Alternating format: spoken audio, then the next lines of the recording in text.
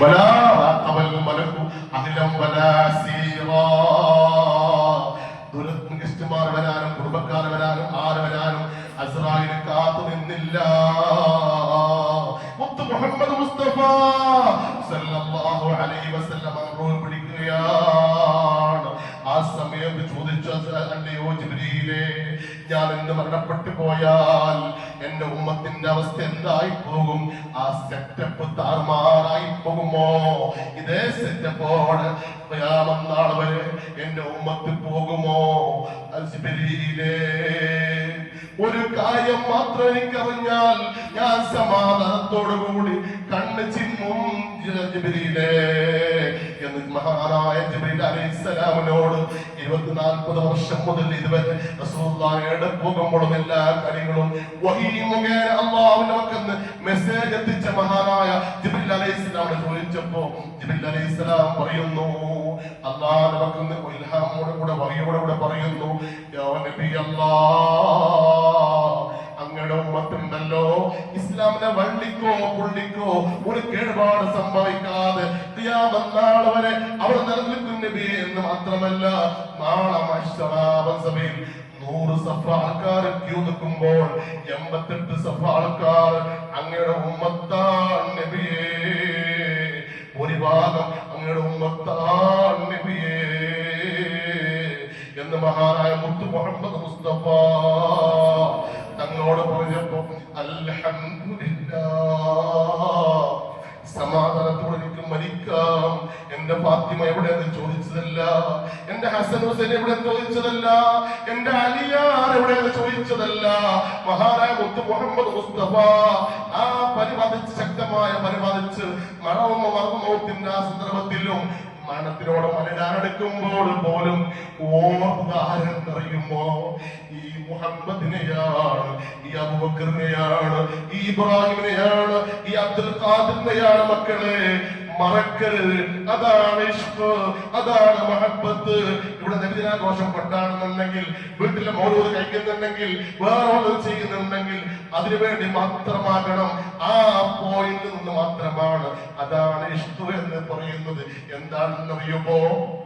അങ്ങേറ്റം എന്റെ ഹബീബ് എന്നെ ക്യാർ ചെയ്തു, എന്നെ പറ്റി അന്വേഷിച്ചു, എന്നെ പറ്റി ചോദിച്ചറിഞ്ഞെന്നറിയുമോ? ആരോടും മിണ്ടാതെ, ആരും പാല് വിളിച്ചാൽ പോലും ഉണ്ടാക്കാതെ, ഭർത്താവ് പോയി വിളിച്ച് ഭാര്യ ഉണ്ടാക്കാതെ, പാപമോനെ വിളിച്ചാൽ ഒന്ന് കണ്ണു തുറന്നു നോക്കിയിട്ട് ഒന്നും പറയാൻ കഴിയുന്നില്ല. ആ സന്ദർഭത്തിലാണ് നമ്മുടെ മുത്ത് നമ്മളോട് നമ്മളെ പറ്റിയിട്ട് അന്വേഷിച്ചറിഞ്ഞത്. ഓ സഹോദരന്മാരെ, ഞാൻ ചുരുക്കുകയാണ്. സന്ദർഭം ഒരുപാട്. വെറുതെ ഒരു കാട്ടിക്കൂട്ടൽ, വെറുതെ ഒരു പതിവ് ഒരു നടക്കണ്ട, മറിച്ച് ഹബീബിനോടുള്ള ഹുബ്ബോട് കൂടെ എല്ലാം ആകണം, എല്ലാം ആയിത്തീരണം. എന്തുകൊണ്ടെന്നറിയുമോ? അതിന്റെ മഹത്വം അറിയണമെങ്കിൽ ഇപ്പോഴല്ല, ആ വാതിലൊന്ന് തുറന്നിട്ട് നമ്മൾ അങ്ങോട്ട് എത്തിച്ചേരണം. കുറെ ഫ്ലൈറ്റിലോ ബസ്സിലോ ട്രെയിനിലോ യാത്ര ചെയ്യാനില്ല, മറിച്ച് ഈ കണ്ണൊന്ന് കൂട്ടിയിട്ട് ഒന്ന് തുറക്കുമ്പോ അവിടെ എത്തുകയും എവിടെ നിന്നറിയുമോ? അസ്രായീൽ അലൈഹിസ്സലാം റൂഹ് പിടിച്ച് കണ്ണിലൂടെ പുറത്തിറക്കിയെടുത്തുകൊണ്ട് ആ റൂഹ് കൊണ്ടുപോകുമ്പോൾ ഒരു നോട്ടം നോക്കുന്നു. കുറെ നമ്മൾ കാണുന്ന ഒരു വീഡിയോയിൽ കാണുന്ന അസ്രായീൽ വരുന്ന കണ്ടപ്പോ അവിടെ മാറുന്നു, തിരിയുന്നു, വീഴുന്നു, മരിക്കുന്നു. എന്നിട്ട് അസ്രായീൽ റൂഹ് എടുത്ത് കൊണ്ടുപോകുമ്പോ ആ നോട്ടം അങ്ങോട്ട് നോക്കുന്നു. സഹോദരന്മാരെ, ആ നോട്ടമുണ്ടല്ലോ, ആ ചിമ്മിയ കണ്ണ് തുറക്കുമ്പോ മഹ്ശറായി പരലോകമായ ഖിയാമത്ത് നാളായി ആഖിറത്തിലേക്ക് നമ്മൾ പ്രവേശിച്ചു. സുബ്ഹാനല്ലാഹ്. ചോദിക്കും, ഇവിടെ ബോഡി ഉണ്ടല്ലോ. ബോഡി അല്ല പ്രധാനം, ബോഡി മാത്രമാണ്, ആത്മാവാണ്. ഈ തടിയിൽ റൂഹ് ഇറങ്ങിപ്പോയാൽ ആത്മാവ്, അതേ മൈൻ ആത്മാവ്. സിം കാർഡ് ഏറ്റവും പ്രധാനം, മൊബൈലല്ല. പിന്നെ ചാടിപ്പോയി സെറ്റാക്ക ഏറ്റവും പ്രധാനമാണ് ഈ റൂഹ്, ഈ ആത്മാവ് നമ്മൾ ഒന്ന് കണ്ടു ചിമ്മിക്കഴിഞ്ഞാൽ തുറക്കുന്നത് എവിടെ നിന്നറിയുമോ? പല്ലോകത്തിന്റെ ഓപ്പണാകുന്ന പല്ലോകമാണ്. അപ്പോഴാണ് ആരാണ് മുത്ത് മുഹമ്മദ് മുസ്തഫ, ആരാണ് മുഹമ്മദ് നബി. ആ മുഹമ്മദ് മുസ്തഫ ചെയ്ത പ്രവർത്തനം എന്താണ്, നമുക്ക് വേണ്ടി എന്ത് ചെയ്തു എന്നുള്ള എല്ലാ കാര്യവും അപ്പോൾ നമുക്ക് മനസ്സിലാകുള്ളൂ. റസൂലുള്ളാഹി മരണപ്പെട്ടുപോയി. അസ്രായീൽ റൂഹ് പിടിച്ചുകൊണ്ടുപോയി. ഇൻഷാ അല്ലാഹ് അടുത്ത സംഭവം വിശദമായി പിന്നീട് പറയാം. ആ ഒരു വാർത്ത സ്പ്രെഡ് ആയപ്പോ പുറത്തൊരു മനുഷ്യൻ ഭ്രാന്ത് പിടിച്ചുകൊണ്ട് നിൽക്കുന്നു. ആരടാ അത്? എന്റെ ഹബീബ് മുഹമ്മദ് മുസ്തഫ തങ്ങളെ മരിച്ചു എന്ന് പറയുന്നത്. അവങ്ങനെ പറഞ്ഞാൽ ആരെങ്കിലും പറയുന്നത് കേട്ടാൽ ഈ വാട് കൊണ്ട് അവന്റെ കഴുത്ത് ഞാൻ വെട്ടുപെടാ എന്ന് പറഞ്ഞുകൊണ്ട് എന്തോ ഒരവസ്ഥയിലായിട്ട് ഊരി പിടിച്ച വാളുമായിട്ട് അങ്ങോട്ടും ഇങ്ങോട്ടും ഓടുന്നു. ആരാണെന്നറിയുമോ? മഹാനായിരിക്കുന്ന ഉമർ ഖത്താബ് റളിയല്ലാഹു തആല അൻഹു. ആർക്കും സമാധാനപ്പെടുത്താൻ കഴിയുന്നില്ല, ആർക്കും നേരാക്കാൻ കഴിയുന്നില്ല. ഉമർ റളിയല്ലാഹു അൻഹു പറയുന്നു, ഇല്ലെന്ന് അങ്ങോട്ട് പോകണ്ട, റസൂലുള്ളാഹി മരിച്ചിട്ടില്ല, അത് കേൾക്കാൻ എനിക്ക് വയ്യ. ആ ഒരു വാക്കുൾക്കൊള്ളാനുള്ള ത്രാണി, കഴിവ്, ശേഷി എനിക്കില്ല മക്കളെ. അങ്ങനത്തെ ഒരു വാക്ക് പറയണ്ട എന്ന് ഹബീബായ മുത്ത് മുഹമ്മദ് മുസ്തഫ തങ്ങൾ മരണപ്പെട്ടെന്നറിഞ്ഞപ്പോ എന്തിനാണ് അങ്ങനെ പറഞ്ഞെന്നറിയുമോ? എന്തോ ഒരു അവസ്ഥയിലുണ്ടായിരുന്ന ഉമർ എന്ന് പറഞ്ഞാൽ ആൾക്കാർ വെറുക്കുന്ന, അറുക്കുന്ന, പേടിക്കുന്ന, ഭയക്കുന്ന ആ ഉമർ റളിയല്ലാഹു തആല അൻഹുവിനെ സംസ്കരിച്ച് ശുദ്ധനാക്കി നബി ഉമ്മത്താക്കി.